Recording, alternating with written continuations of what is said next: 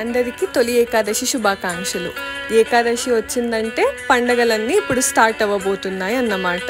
మా అమ్మ ఎప్పుడూ చెప్తుంది, ఏకాదశి ఎంట పెట్టుకొని వస్తే ఉగాది ఊడ్చుకెళ్ళిపోతుందంట.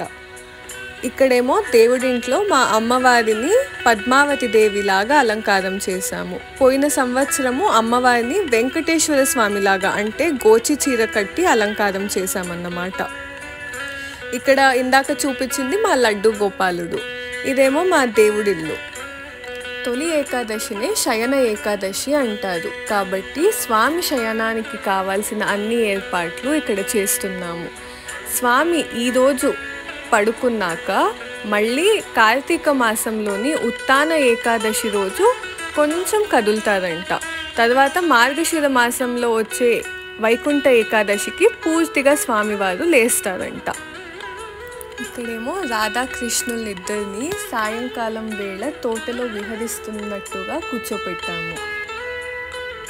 స్వామి శయనానికి కావాల్సిన అన్ని ఏర్పాట్లు చేశాము. ఇప్పుడు ఇంకా స్వామికి శయనోత్సవం చేస్తాము.